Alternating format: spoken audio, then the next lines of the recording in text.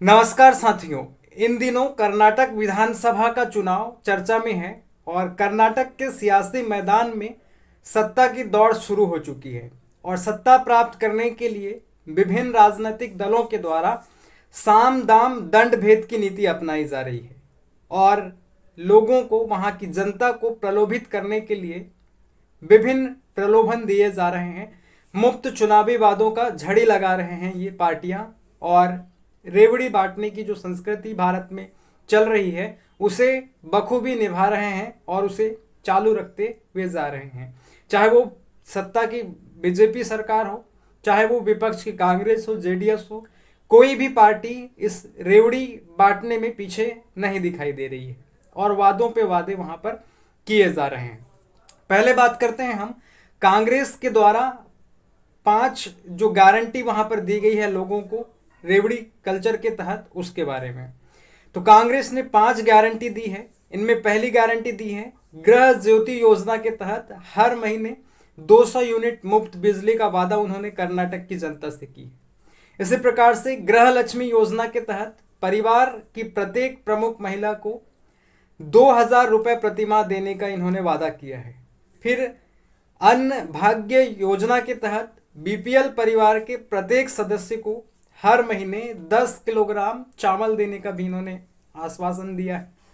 युवा निधि योजना के तहत बेरोजगार स्नातकों को प्रति माह 3000 रुपए तथा डिप्लोमा धारकों को 2 साल के लिए 1500 रुपए प्रति माह देने का इन्होंने मुफ्त वादा किया है। और इसी प्रकार से कांग्रेस की जो 5वीं चुनावी गारंटी है उसके तहत इन्होंने कहा है कि राज्य में सार्वजनिक परिवहन की बसों में महिलाओं के लिए मुफ्त यात्रा का वादा हम करते हैं करके।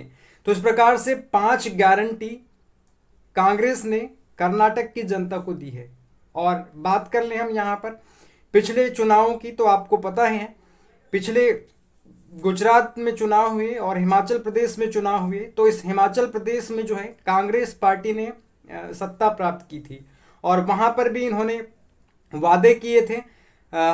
हिमाचल प्रदेश में कांग्रेस ने पुरानी पेंशन बहाली का वादा किया था और उसी के चलते हिमाचल में उन्होंने अपनी सरकार बनाने में कामयाबी पाई थी।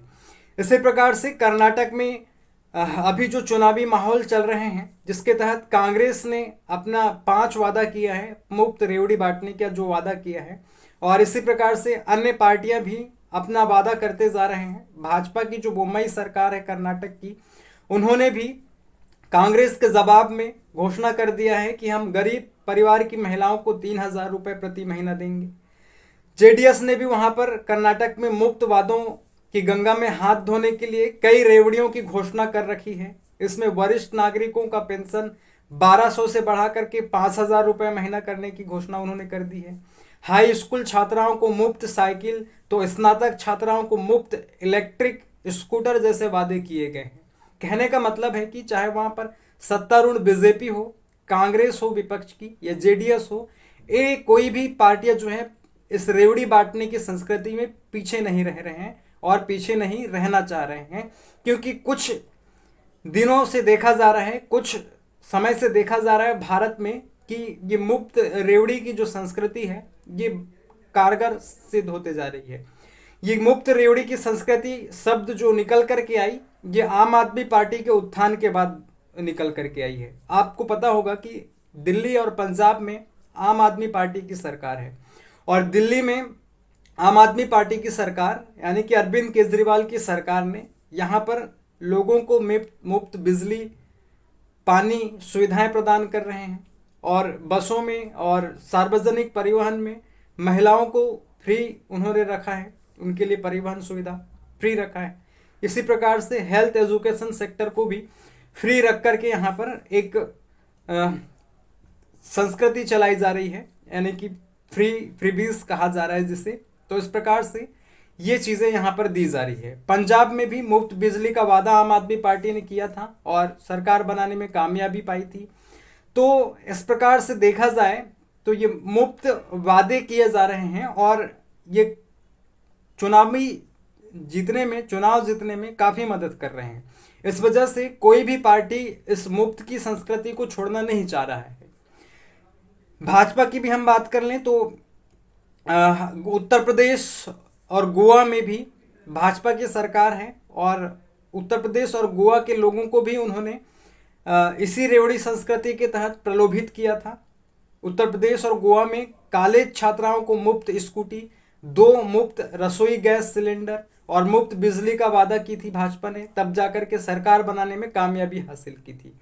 तो कुल मिलाकर के कहने का मतलब है कि कोई भी पार्टियां इस रेवड़ी संस्कृति को नहीं छोड़ने वाली हैं और इनका मुंह उससे बंधता जा रहा है। और प्रधानमंत्री मोदी ने बार बार इस पर जो है चिंता व्यक्त की है और पिछले दिनों गुरुवार को उन्होंने फिर से इस पर एक बात उन्होंने कही कि इस बार उन्होंने कहा कि यदि देश को विकसित बनाना है तो रेवड़ी संस्कृति से छुटकारा पाना होगा। यानी कि प्रधानमंत्री के चिंतन में, जहन में एक चिंता है रेवड़ी संस्कृति को लेकर के, इसलिए वे बार बार कह रहे हैं कि हमें इस रेवड़ी संस्कृति का त्याग करना होगा। और सुप्रीम कोर्ट ने भी इन राजनीतिक दलों को फटकार लगा चुका है। सुप्रीम कोर्ट ने भी कहा है कि इस रेवड़ी संस्कृति को जो है भारत से खत्म करना होगा और इन राजनीतिक दलों को एक सामंजस्य बिठानी होगी। लेकिन सामंजस्य बिठाया कैसे जाएगा, इस पर मतभेद है दोस्तों। मतभेद इसलिए है क्योंकि कुछ पार्टियां जिन मुफ्त वादों को जन कल्याण की योजना बताती हैं, उन्हीं योजनाओं को और उन्हीं चीज़ों को दूसरी पार्टियों के द्वारा फ्रीबीज या रेवड़ी कहा जाता है। तो इन पार्टियों में मतभेद हो जाता है इन चीज़ों को लेकर के। तो यहाँ पर एक सामंजस्य बिठाने की ज़रूरत है इन पार्टियों में आपस में, और ऐसा लगता नहीं कि ये पार्टियां आपस में सामंजस्य बिठाएंगी और इस रेवड़ी संस्कृति का त्याग करेंगी। यहाँ तो ये चल रहा है कि अगर उसने 1000 देने की घोषणा की है तो हमको 2000 देना है। मध्य प्रदेश सरकार में भी अभी शिवराज सिंह चौहान के द्वारा घोषणा किया जा चुका है, क्योंकि आने वाले इलेक्शन है 2023 के लास्ट में, विधानसभा चुनाव होने हैं मध्य प्रदेश में। तो वहाँ पर भी गृहिणी महिलाओं को साधने के लिए, उनके वोट को साधने के लिए शिवराज चौहान की सरकार के द्वारा प्रत्येक महिलाओं को हजार रुपए महीने देने का घोषणा किया जा चुका है। यानी कि रेवड़ी बांटने की वहाँ पर भी घोषणा की जा चुकी है। तो ये कोई भी राजनीतिक दल इस संस्कृति को छोड़ने में सामने नहीं आने वाली है। इस वजह से इसको देखते हुए सुप्रीम कोर्ट ने भी इन पार्टियों को फटकार लगा चुकी है और इस पर कोई एक अहम फैसला लेना पड़ेगा और ये फैसला चुनाव आयोग को लेना चाहिए। और चुनाव आयोग को जो है एक दिशा निर्देश जारी किया जाना चाहिए इन पार्टियों के लिए कि इस प्रकार की फ्रीबीज देश की अर्थव्यवस्था के लिए, राज्य की खस्ताहाल अर्थव्यवस्था के लिए और ख़राब हो सकती है। इससे जो है आर्थिक समस्याएं उत्पन्न हो सकती है। अगर ये चीज़ें गलत हैं और विशेषज्ञों को लग रहा है, सुप्रीम कोर्ट को भी लग रहा है, तो इन चीज़ों पर प्रतिबंध लगना चाहिए। रेवड़ी संस्कृति जैसी कल्चर पर प्रतिबंध लगना चाहिए। और अगर किस प्रकार की योजनाओं को रेवड़ी संस्कृति नहीं माना जाएगा, किन्हें रेवड़ी संस्कृति के अंतर्गत रखा जाएगा, नहीं रखा जाएगा, तो इन योजनाओं को भी डिफाइन करना चाहिए और स्पष्ट करना चाहिए कि किन योजनाओं को रेवड़ियाँ नहीं कहा जाएगा और किन्हें रेवड़ियाँ कहा जाएगा। तो इस प्रकार से एक रास्ता यहाँ पर चुनाव आयोग को निकालना चाहिए और इन पार्टियों को निर्देश देना चाहिए। तो इस पर आप अपनी राय कमेंट करके रख सकते हैं। अब बात करते हैं दोस्तों कि क्या रेवड़ी संस्कृतियाँ बांटना या रेवड़ी बांटना हमेशा ही गलत है? क्या रेवड़ी बांटने से देश की अर्थव्यवस्था खराब हो जाती है? क्या रेवड़ी बांटने से राज्य की अर्थव्यवस्था चौपट हो जाती है? तो अगर ऐसा होता तो दिल्ली में आम आदमी पार्टी की सरकार है और दिल्ली की आम आदमी पार्टी सरकार ने यहाँ पर जिसे रेवड़ी कहा जाता है उसके तहत मुफ्त बिजली, पानी, शिक्षा, स्वास्थ्य, परिवहन, इन चीज़ों में जो है छूट दे करके रखी हुई है, मुफ्त दे करके रखी हुई है। फिर भी आम आदमी पार्टी ने जो बजट पेश किया है दिल्ली का 2023 का, उस बजट में तो उन्होंने कोई घाटे का बजट पेश नहीं किया, लाभ प्रॉफिट का बजट पेश किया है। तो कहने का मतलब है कि रेवड़ी बांटने के बाद भी दिल्ली का बजट फायदे का बजट है, यानी कि रेवड़ियाँ बांटना गलत नहीं है। तो रेवड़ियाँ, फिर ये जो फ्री की चीज़ें दी जा रही हैं इन्हें रेवड़ियाँ नहीं कहा जाना चाहिए, क्योंकि कुछ राज्यों में तो रेवड़ियाँ नहीं बांटी जा रही है। गुजरात में रेवड़ी नहीं बांटी जा रही है, अभी तक मध्य प्रदेश में कोई रेवड़ी नहीं बांटी जा रही थी, अन्य राज्यों में भी कोई रेवड़ियां नहीं बांटी जा रही थी। फिर वहाँ की अर्थव्यवस्था कैसे चौपट होती जाती है, वहाँ का घाटा का बजट कैसे पेश होता है, उनके बजट में क्यों कमी हो जाती है, हानि हो जाती है। तो रेवड़ी बांटना हमेशा गलत ही होता है, ऐसा मुझे नहीं लगता है। और जब भी गरीबों को कुछ मुफ्त देने की बात होती है तो उसे रेवड़ी के तहत परिभाषित करके उस उनके ऊपर उंगली उठाई जाती है। यानी कि जब भी गरीबों को कुछ देने की बात आती है, चाहे वो मुफ्त में देने की बात आए, चाहे पानी बिजली के रूप में देने की बात आए, शिक्षा स्वास्थ्य के रूप में देने की बात आए, तो फिर उसे फ्री बीस या रेवड़ी ही क्यों कहा जाता है? क्या गरीबों को मुफ्त शिक्षा नहीं मिलनी चाहिए? क्या गरीबों को मुफ्त में पानी नहीं मिलना चाहिए? और शिक्षा स्वास्थ्य नहीं मिलना चाहिए मुफ्त में, उच्च गुणवत्ता का मिलना चाहिए। और ये चीज़ें मिलेंगी तो वो अपने स्तर पर मजबूत होंगे, सामाजिक स्तर पर मजबूत होंगे, और उनकी जो बचत होगी इन चीज़ों में, जो वो पैसे खर्च करते हैं शिक्षा स्वास्थ्य में, पानी बिजली में, तो वो पैसा बचेगा उनका, और उस पैसे को वो अलग इन्वेस्ट करेंगे। हो सकता है कुछ बिजनेस करना चालू कर दें, करेंगे ही, अपने आर्थिक स्थिति को मजबूत प्रदान करने के लिए, मजबूती देने के लिए। कौन नहीं चाहता अपनी आर्थिक स्थिति को मजबूती दें? तो जो उनका पैसा बचेगा इन चीज़ों का खर्चा, तो इससे तो एक अर्थव्यवस्था को मजबूती मिलेगी, इससे तो उनका एक आर्थिक विकास होगा। तो क्यों ना इस प्रकार की सुविधाएं दी जानी चाहिए मुफ्त में, इस प्रकार की सुविधाएं दी जानी चाहिए। जब आप एक सरकारी कर्मचारियों के अधिकारियों को, चाहे वो स्कूल के टीचर हों, प्राइमरी स्कूल के टीचर हों, हाई स्कूल के टीचर हों, यहाँ तक कि कॉलेज के प्रोफेसर हों या फिर कुलपति हों, इनको तो आप लाखों रुपए में पेमेंट करते हैं, 50,000, लाख, 1.5 लाख, 2 लाख, ये लाखों में उनको आप पेमेंट करते हैं। उससे आपकी अर्थव्यवस्था में कोई खलल नहीं होती है, आपकी अर्थव्यवस्था कोई हानि नहीं होती है। यानी कि उनको एक पेमेंट है करके आप मंथली उनको इतना पे करते जाते हैं, और उनका काम का स्तर आप देखेंगे तो किसान मजदूर से भी उनका कम योगदान होता है। प्राइमरी स्कूल के टीचर, हाई स्कूल के टीचर, ये सरकारी कर्मचारी के लोग, इनमें इनको केवल सरकारी पद दे दिया जाता है, लेकिन वो उतना काम करके भी नहीं दे पाते हैं, ना काम करते हैं, केवल सरकारी रेवड़ियाँ तोड़ते हैं, कुर्सियाँ तोड़ते हैं, हो गया।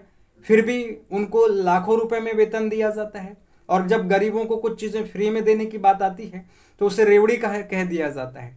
तो ये कहीं ना कहीं सोचने की बात है कि क्या वाकई में जो मुफ्त में गरीबों को दिया जा रहा है वो रेवड़ी है, या फिर उनके सामाजिक उत्थान का कार्यक्रम है?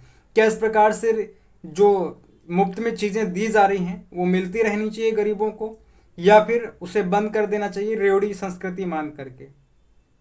मुझे तो अपने हिसाब से ये रेवड़ी संस्कृति नहीं लगती, और अगर ये रेवड़ी संस्कृति लगती तो आज दिल्ली का जो बजट है वो हानि का बजट होता।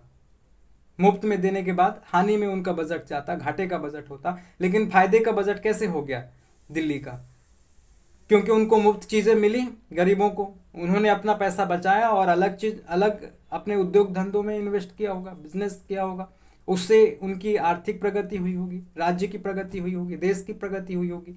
तो ये चीज़ें, गरीबों को जो मूलभूत सुविधाएं हैं फ्री ही मिलना चाहिए। इस पर सुप्रीम कोर्ट, सरकार, चुनाव आयोग को विचार विमर्श करना चाहिए मेरे हिसाब से, कि गरीबों को जो चीज़ें दी जा रही है वो वाकई में इस पर प्रतिबंध लगना चाहिए या नहीं लगना चाहिए। इसे रेवड़ी माना जाए या फिर लोक उत्थान का कार्यक्रम माना जाए, सामाजिक आर्थिक प्रगति का मानक माना जाए।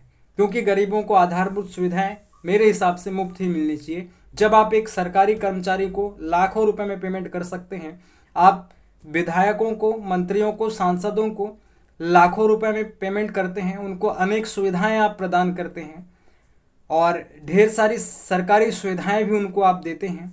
स्वास्थ्य सुविधाओं के साथ साथ आप उनको एक सामाजिक आर्थिक सुविधाएं जब मुहैया कराते हैं, तो गरीबों को आप मुफ्त की चीज़ें, मुफ्त में आधारभूत सुविधाएं क्यों नहीं दे सकते हैं? क्यों इसे रेवड़ी संस्कृति माना जाता है? मैं इस रेवड़ी संस्कृति जो बोला जा रहा है उसे एक आर्थिक संपन्नता और गरीबों के विकास का साधन मानता हूं मैं।